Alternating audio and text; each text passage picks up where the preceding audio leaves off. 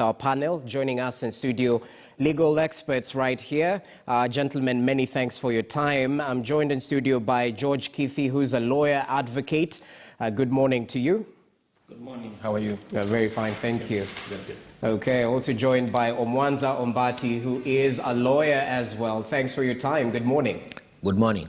Well, great to see you. Also joined by Jack Okula, who's a constitutional lawyer.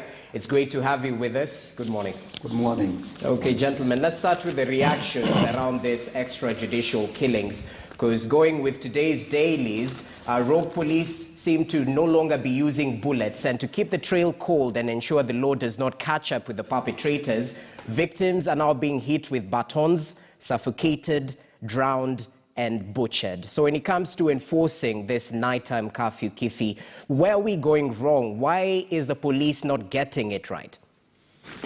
Well, it is just, we've just woken up to a decision by the High Court where Law Society of Kenya challenged the police powers and statecraft powers in using police to make decision and rearrange and reorganize the country in the prevailing environment where curfew continues to subsist, in effect, therefore, rearranging the political movements and also the freedoms of the people as are given and guaranteed in the Constitution. So what happens is the bad behavior that we see civil servants and other Kenyans of lower cadre speak about the bottom billion in society ordinarily does not start with them. It starts with statecraft powers and officialdom.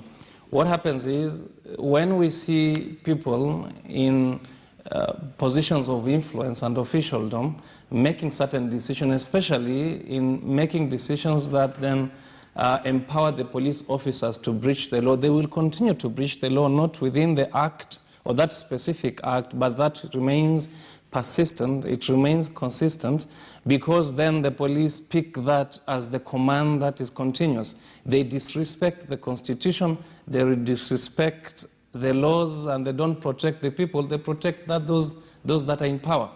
And therefore the police force today, the police service, which now turns into a police force today, does not then protect the local mwananchi. Either the police officers will want to empower themselves financially in extorting from the public. That's a constant complaint we get at Law Society and as lawyers. But the second issue is even more devastating, because then the police officers continue to oppress people in the constant of the past days that we have always fought to change regimes, to change even constitutional dispensation. It has never changed. It is not changing. The torture is still there. The killing is still there, especially extrajudicial killing. But then the most important thing is the disenfranchisement of the freedoms of people, especially in their movement and association. That is what we see today. People get killed at night when they are being evicted from their homes, and small patches of violence are erupting in our societies day in, day out. But then when this is consolidated in a more organized situation like an electoral process, which is emotive, that becomes difficult. It becomes very, very frustrating, but more importantly worrisome, on account of the fact that this may lead to violence in the next election. It is not the precursor to election. We don't want that situation, and I think it's unfortunate that those that are in power must know it is service to the people and no service to those that are in officialdom. Exactly. So, Jack Okula, we're talking about a service that has undergone reforms, not just in terms of uniform, but changing from a force to a service. Are we dealing with a service right now from where you sit, even as you reflect on the impact of that High Court ruling? With the advent of the Constitution of Kenya 2010, Kenyans were upbeat on the reforms that were supposed to come as a result of the creation of certain independent constitutional offices. One was the National Police Service. Of course, there is also the Police Service Commission. There is the Independent Police Oversight Authority, IPOA. The robust and empowered DPP, Office of the Director of Public Prosecution. And Kenyans were upbeat in the sense that they thought we're no longer going to have a police force, but rather a police service, that there were going to be far-reaching constitutional and legal changes and reforms in the police service, in the sense that issues to do with violence from the police, extrajudicial killings, were going to be a thing of the past. Because when you are doing that, then you are encroaching on certain fundamental and sacrosanct rights and freedoms, and the Bill of Rights, the right to life, the freedom of movement, association, and so on. And you realize that that has never really taken effect. It has really not taken effect because the police violence and extrajudicial killings of yesteryears that were witnessed during the repressive regime still subsist and unabated, and it's quite unfortunate to Kenyans. And as my brother here says, that this is not just about the police extrajudicial killing. It is also a question of certain constitutional rights and fundamental freedoms. One is the constitutional place of the so-called curfew hours and who is supposed to enforce it. And when you are enforcing it, what methods are we supposed to use? Of course, Kenya has a robust criminal justice system that if you were to flout the laws, then there is the court of law that is supposed to act as a neutral arbiter, and you are supposed to be taken through that channel of criminal justice system. The question is, are the police having to be the, they are the police, they become the prosecutors, they become the judges, and even the enforcers of this judgment. But it is also a precursor to what is likely to happen going forward, particularly nearing the 2022 general election. Some of them, like the Kayole, the Meru and Embu ones, are being given prominence because of the proximity to the city. Yeah. But I am certain that all of us have our testimonies at what happens in our villages. Many a times, my small village in Masara in Migori County, people being beaten up by the police is the order of the day. Maybe they don't find their way to be, to be in the news, but these are things that happen every single day, and they start beating up people even before the curfew hours. Okay. These are serious constitutional and legal questions that should not only concern the lawyers here and even the journalists, but should concern the nation at large, starting from the top echelons of this country, the presidency, and ask ourselves the reforms that we had anticipated with the enactment of the Constitution of Kenya 2010. Are we realizing the benefits of this Constitution, and more particularly the Bill of Rights? If not, do we need to have a conversation? Because we thought that the police force, as it then was, or that we were going to have certain changes and certain, this Constitution is going to bring ramifications and reforms. We have not yet realized the reforms. What about our independent offices like IPOA? Are they doing their work? And if they are not doing their work, are there teething and innate problems at those independent constitutional offices? If there are problems, what do we do about it? Okay. Yes. So, Mwanza, from where you sit, utumishi kwa wote might not be envisioned as it is right now. But if memory serves me correctly, the president just recently actually apologized on behalf of the police service earlier on due to the enforcement of COVID-19. And he sort of promised investigations into some of the deaths. Nothing seems to have changed. But what say you about this? And perhaps the impact of that High Court ruling going forward, because we have 60 more days and enforcement will definitely be an issue of concern. I was actually surprised about how long the president took to react to the situation of the two brothers, which was, tragically unfortunate. And I think there is a disconnect between the leadership from the commander-in-chief to the application of the law. I think that's the first issue. Right.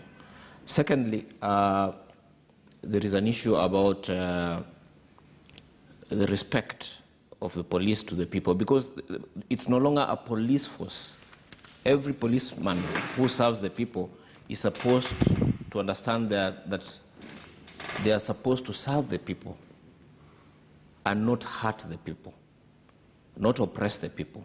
And I think there is a disconnect also between now leadership and what the police do and also the law.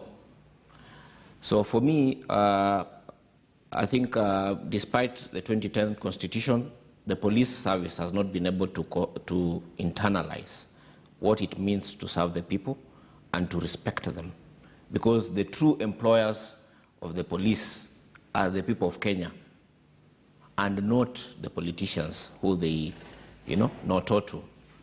The true employers of the police service is the little man, in Kisii or in Kwale, who pays his taxes, and then those taxes are used to pay for their fuel, to go and serve them in the villages, also to pay their salaries and provide for them bullets and whatever that they need. So there seems to be a disconnect between the leadership and what the service is supposed to do, and also the service itself and what it's supposed to do in terms of serving the people. So if this is not addressed, and remember we've come from the very tragic events, for instance, of 2008 when a policeman shot some young men in Kisumu, to now, it keeps on repeating itself every day. It's surprising that in 2021, we are speaking about a policeman or policemen killing young people in the villages. So we don't seem to have changed. The police service doesn't seem to have embraced what the new constitution is all about, and respect for human rights and also respect for the common man or the little man in the village. I think that seems to be the problem. And the president, we understand that the president apologized, but the apology is too late. How do you apologize to a mother who has lost 2 of her sons? What does that serve? She's already lost a life.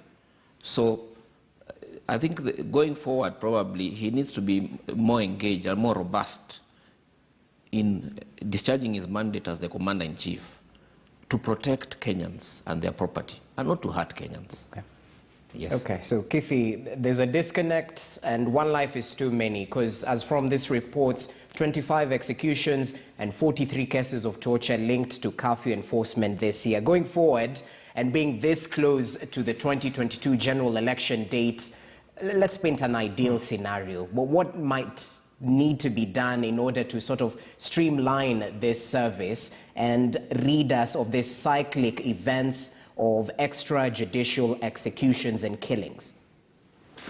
Let's put it this way, that police officers are not human beings that are coming from any other place other than within or from the society. So that then the police officers need to understand that they themselves serve in the society and live in the society. The moment they are not in uniform or at work, they get the oppression that others experience. Number 2 is that the police force, as we now know it, as opposed to the police service, needs to understand that a reformist approach is a service-based approach, but more importantly, it is about a pleasant way of approaching an issue with the strictness of application of law. So that then a person understands that there is a collateral damage in abrogating what the law provides should be a straight line. But on the opposite of it is that then there's the repression of the law, not repression of a human being. And therefore, the police officers must live in society. But the bad society, the bad behavior in society, is also then seen all over society. In police officers, in judiciary, in civil service. We have seen the bad behaviors in our counties, and so on and so forth. So then, where is the question, and where does it begin? Where does the rain begin beating us, and where does it stop? I think this is how it is. It is more of it's not the bottom-up approach. I think it's the opposite of that, in the sense that it is the bad behavior with the leadership that then gets to the bottom, and it is this way because the people of Kenya would get influenced, get emotionalized, by the people who are in power. Okay. A good example is this, that we've seen politicians rounding up people in public places in completely ignorance or want of compliance with rules that are put into place, supervised by police officers and protected by police officers, exposing completely people to the danger of COVID. Now, then they go in the evening, the same police officers are going in the evening to enforce a curfew so that then the COVID rules are followed. And then they beat up the people and they kill the people when they have, during the day, been protecting those that are in officialdom in breaching the same rules. You see, it is the little man out there who then won't protest as we are doing here because there's no voice to do that. But in terms of behavior, the little man is going to disregard those rules, and then he'll have a friction with the rules because the police officers are going to enforce the rules that they force in a variegated fashion, in the sense that those rules that will be enforced against the public and the little man, and those rules that are going to be enforced as against those that are in power. You see, this police force then, what it happens is it takes command either expressly or impliedly by those that are in power. For instance, if a person in power, either a president, a deputy president, a former prime minister, and so on and so forth, is in public, and he collects together 3 million people and addresses them in completely disregard of the rules that have been put into place. Yeah. Then the little man attends those rules, and in the evening is getting beaten up. He loses confidence. He then follows a path of destruction of the rule of law.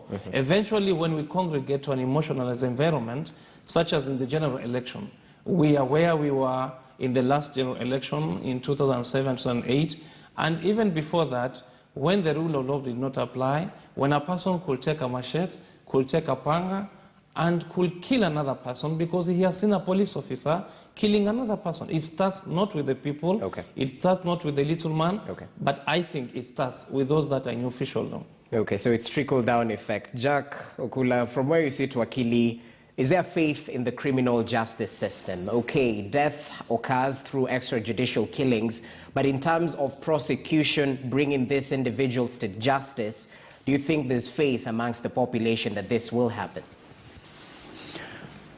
Unfortunately, some years back, I lost a friend. We lost a colleague who was my classmate, Willie Kimani, at the University of Nairobi. And it was an emotional moment to the whole country, and particularly the legal fraternity. And there have been attempts at prosecution, and we can say with certainty that there have been progress on that. But it is not just Willie Kimani alone.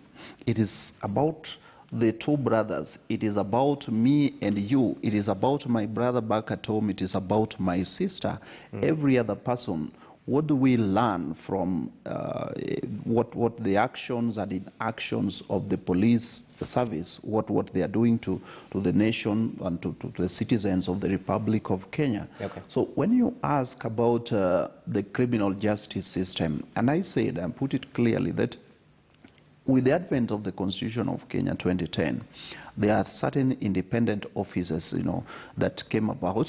One of them was the Office of the Director of Public Prosecution. Of course, there is also more powers to the DCI, the Directorate of Criminal Investigation. So before you even decide to charge on someone, there are certain constitutional and legal procedures. One of them is investigation.